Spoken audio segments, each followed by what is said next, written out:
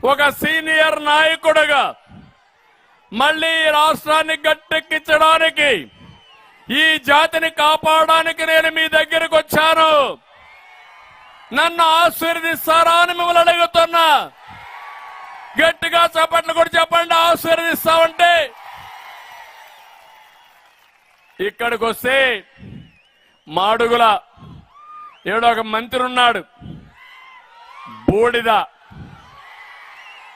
పేరు బూడిద ముత్యాల నాయుడు. అవునా కాదా? మొత్తం నియోజకవర్గాన్ని బూడిద చేసేశాడు. అవునా కాదా అని మిమ్మల్ని అడుగుతున్నా. ఏమైనా పనులు చేశాడా అని అడుగుతున్నా. ఒకప్పుడు అయ్యన్న పాత్రుడు కూడా పంచాయతీరాజ్ మినిస్టరు. దానికి దీనికి పోలికుందా?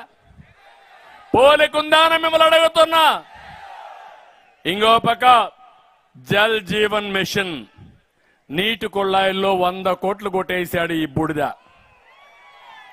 బదిలీలు, పదోన్నతుల్లో విపరీతంగా డబ్బులు వసూలు చేశాడు ఈ బూడిద.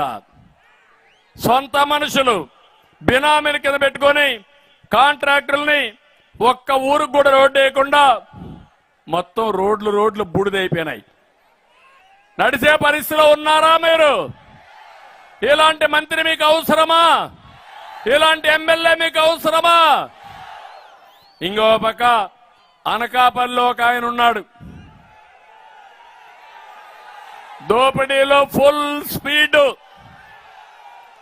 పెట్టుబడులు తేవడం చేత కాదు, దావోసుకు పోవాలంటే చలంట, దావోసుకు పోవాలని చలని చెప్పే వ్యక్తి మనకు మంత్రి. పెట్టుబడులు అడిగితే కోడి గుడ్డు, కోడి ముందు గుడ్డు ముందా అని చర్చ.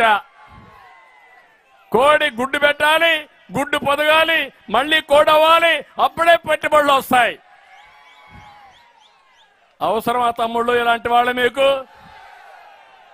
ఇక్కడ మాత్రం తెలివి లేదు కానీ ఎగిరిగిరి పడ్డాడు, అందరి మీద పడ్డాడు, ఇప్పుడు చతికిల పడ్డాడు. టికెట్ నువ్వు గెలిచేది లేదు, చచ్చేది లేదు, నువ్వు పోవయ్యా అని కరేపాకు మారికి తీసి పక్కన బారేశాడు జగన్. అవునా కాదా? సిగ్గుందా ఈ మంత్రికి? ఒకప్పుడు మా దగ్గరనే పెరిగాడు, మా దగ్గరనే పెరిగి ఈరోజు ఇష్టానుసారంగా మాట్లాడి చతికిలబడ్డాడు. అందుకే నేను చెప్తున్నా, తెలివైన వాడు విస్సన్నపేట భూముల్లో 600 ఎకరాలు ఎక్కడికక్కడ కబ్జా చేసి ప్లాట్లేసి అమ్మేసుకునే పరిస్థితికి వచ్చాడు.